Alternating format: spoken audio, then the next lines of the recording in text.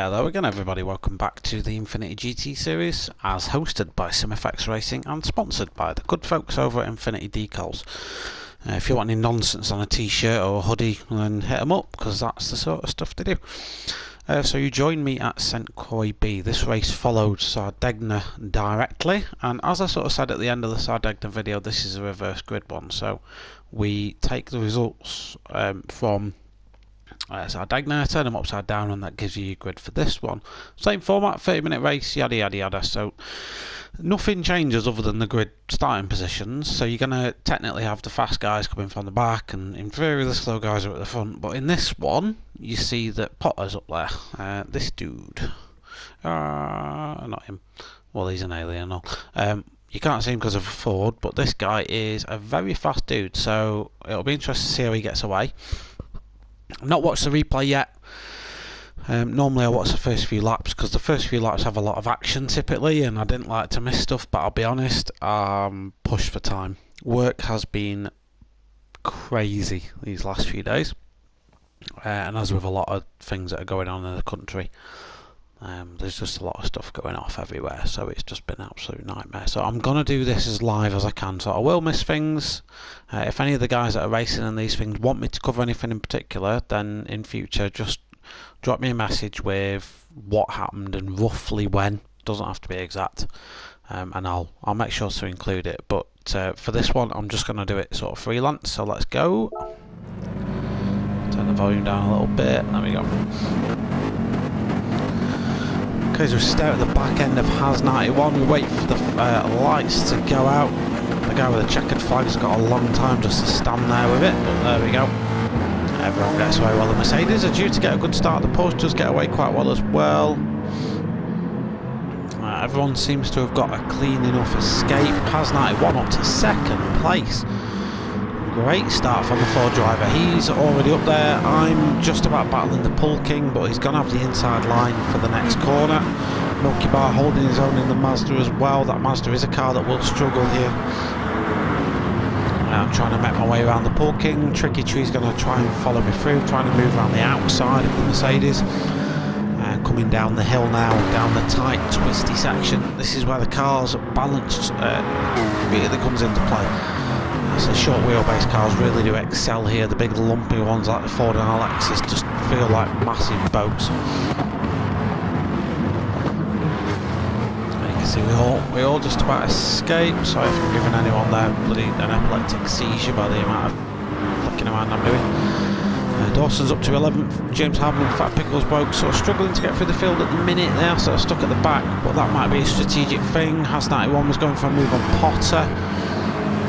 The King and Milky Bar filing in order. Oh, that was Pull King getting a big drift on there in the background. So this is where a lot of time is made. This long right hander leads directly into a big back straight. You'll see Tricky Tree not in my slipstream there, and he's just going to get lost, so he has to tuck himself back in.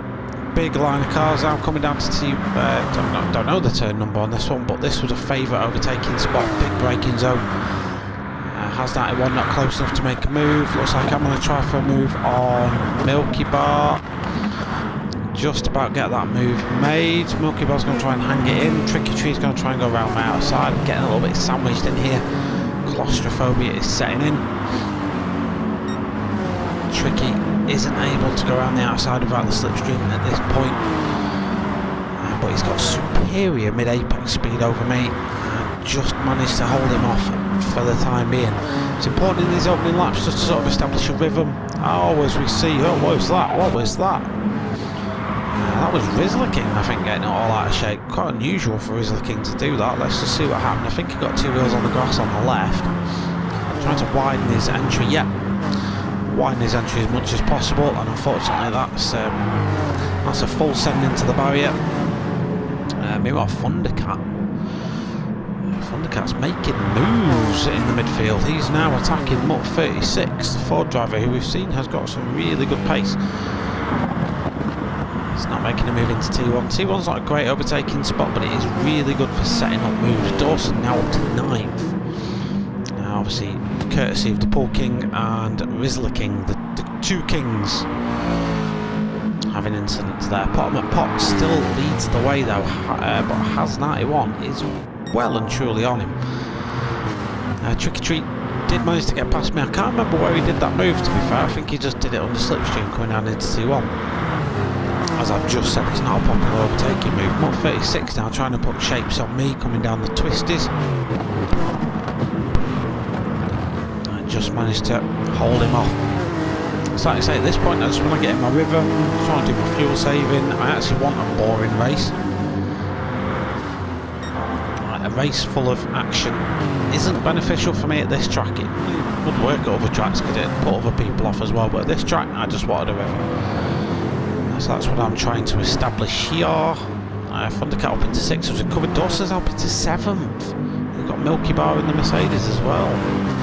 So he's now past Mazda Mercedes. He's now got a little bit of a gap to Thundercat, so Dawson's now going to come under attack from the cars behind. Milky Bar pulls out of slipstream. The Mazda's not the greatest in a straight line, so it's probably going to get swallowed up if it doesn't tuck back into the slipstream soon, because that Mercedes behind him of LBJ is probably going to get a bit of slipstream from the Lexus. Meanwhile, Milky Bar does manage to pull a move off there. He's done well. Sorry, I've skipped a car forward. Fear may go too deep. No, Dawson just does tuck in behind.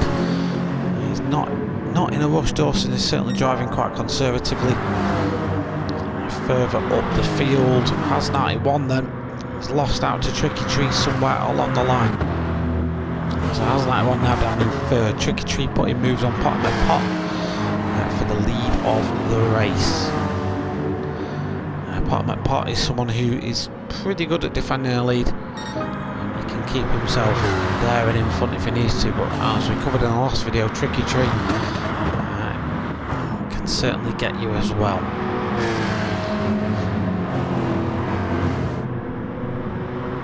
So starting lap 3 then, so the good old long laps these at St. Croix, 2 minutes 20 there or thereabouts for a lap of this track, a couple of seconds faster on fresh rubber and low fuel.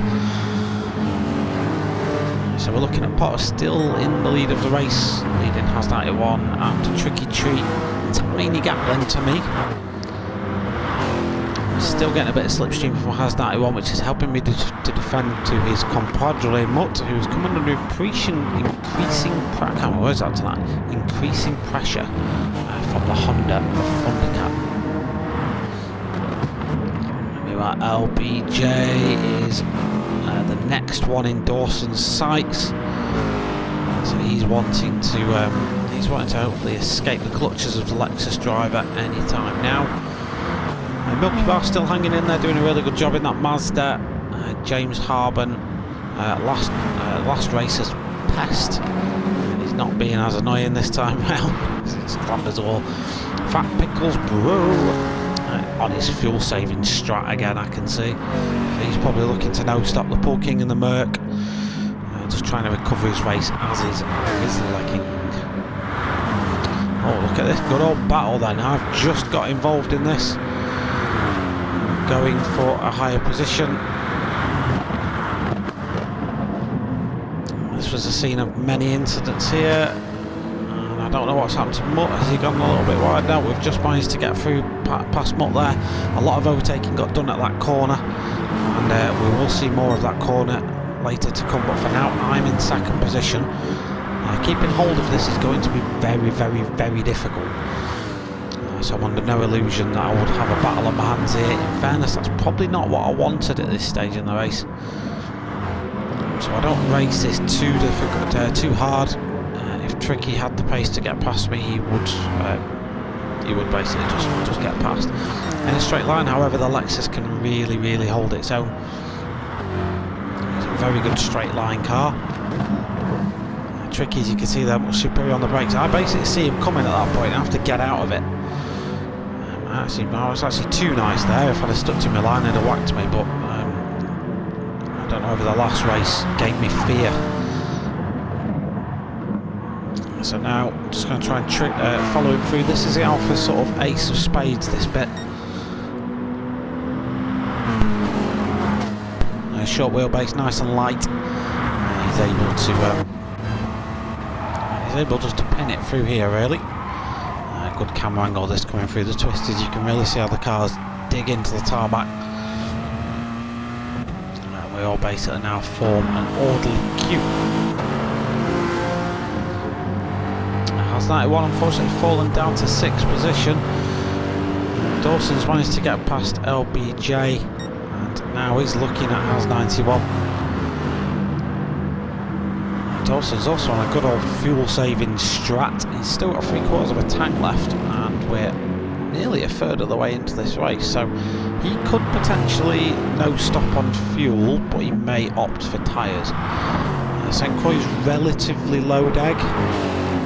Certainly not as bad as Sardegna was, but there are still some quite high loading corners here, so you really do need sort of like a medium or soft compound to get the best out of this one, and not the super softs like he's running right now.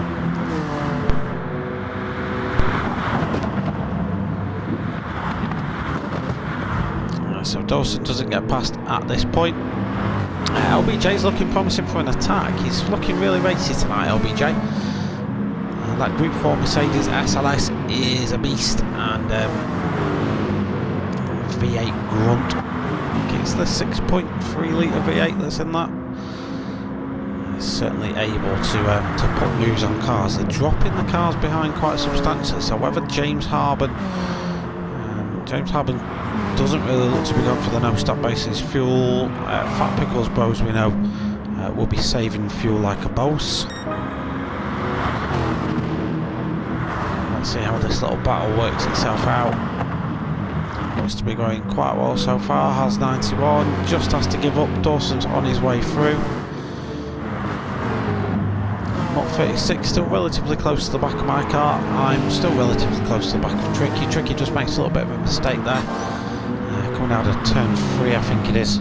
Still sets a purple time, so it shows you how OP the Alpha is. You can basically go off-roading and still set purple sector times. As he just threads that car delicately through the S's. Podham at pot, we've not really talked about him too much, but he's now starting to gap the guys behind slightly.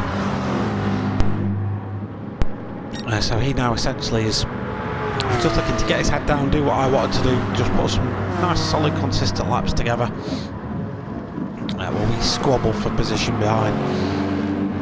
And in fairness, in retrospect, it's probably a degree of me that wanted to let just Tricky go and not have too much of a fight. The problem was when I did that, the Lexus was just too strong in the straights to catch him straight back up again, and then we'd be battling through the corners. As he obviously had the pace in the twisty bit. So the two cars had a lot of very different strengths that will come into play during this race quite a lot. As he's going to look to make moves on me. Mutt though looks to be making moves on Tricky Tree. What a lunge Mutt's going for there. He's going to go for a move though. A little bit of contact there. Mutt had to practically stop on the apex to get the car turned in. That basically looked to have left Tricky with nowhere to go other than the back end of a Ford. Tricky Tree's now got Honda NSX, a Thundercat, all up in his chuff as well. So not a great lap for Tricky Tree there, but he's got a really good run out of that corner. I'm sacrificed just a little bit because of the dirty air from the Ford behind. He's going to go for the move, a little bit of a tap on my rear end there. This is like watching touring cars. There's just little nudges here and there. It's okay, I don't really mind that, to be brutally honest. But big brutey road cars just basically kicking the crap out of one another. It's actually quite fun to be involved in, I've got to be honest. I was getting a bit sweary on the mic on the night, but I think I was still wound up from Sardegna. Had this just been a fresh race, I think I'd have absolutely loved this. It kind of reminds me of a GTTCC race I did not so long ago. Video's titled Best Race Ever, I think, if you go down. And yeah, it was absolute quality. The battle for 7th, getting hot and steamy then between LBJ Has 91 and Fat Pickles Bro. James Harben's also hovering around in the background like the past he is, hoping to get involved in some of this hot steamy freeway action that's going on here. So Has 91's just winning out on this by now, but LBJ's just kind of keeping himself in the fight. So side by side around this section of corners, going to lose you an absolute bucket ton of time.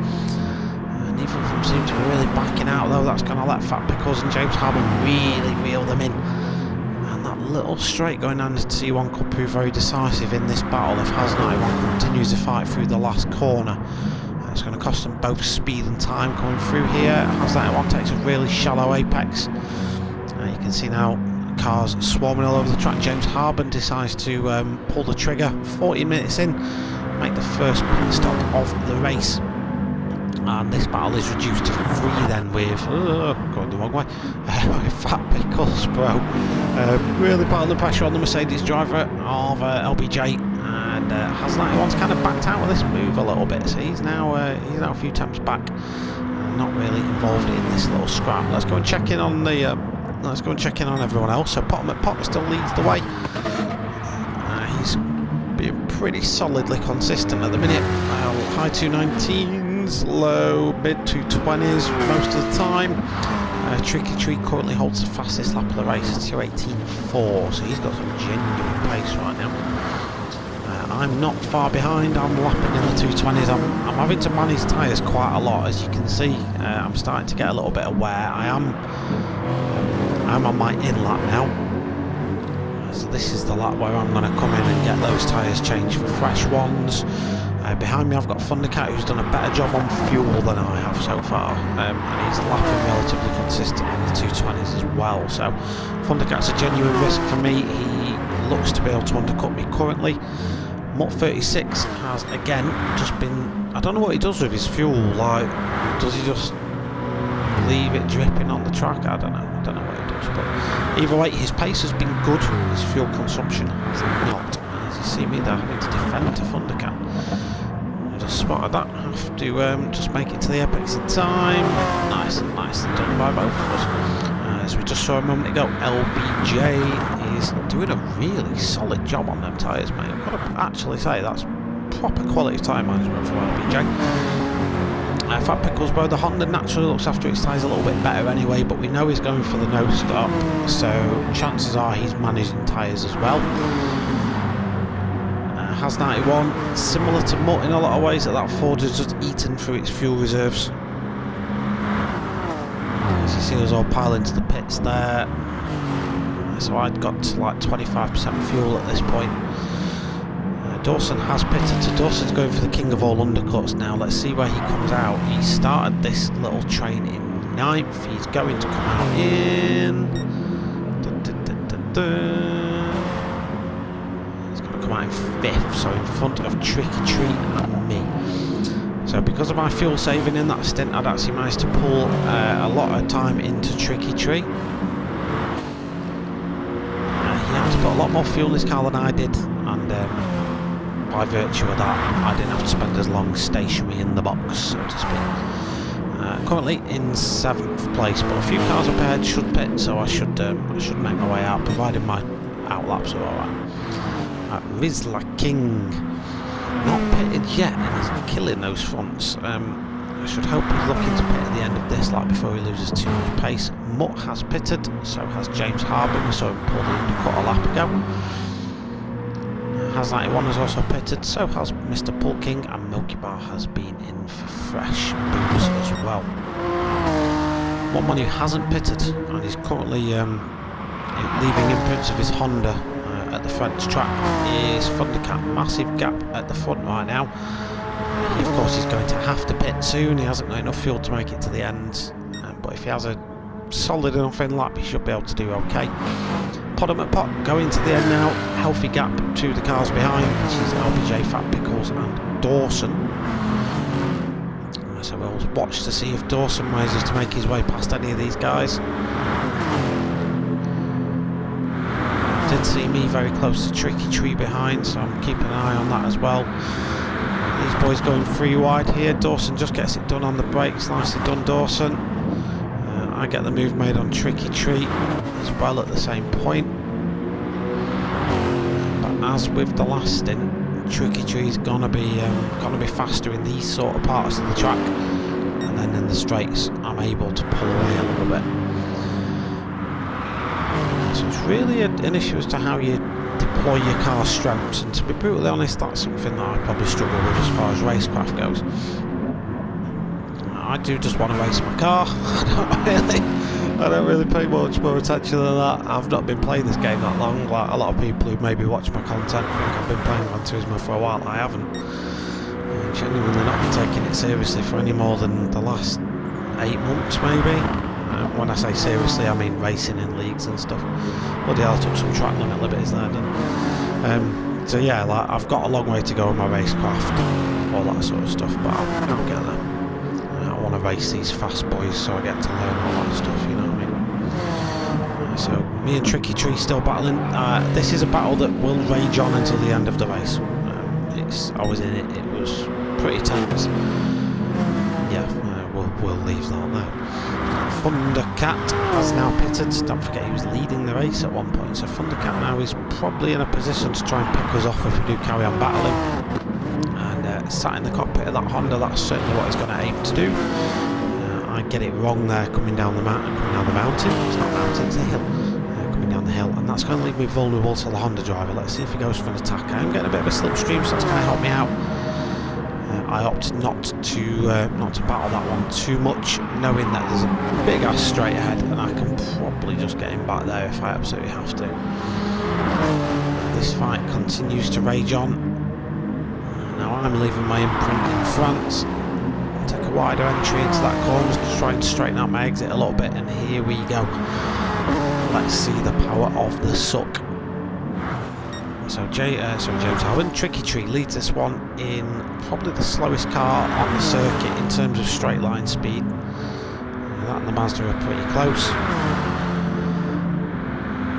So it looks like I'm going to try and go through the middle here. There was a massive gap left.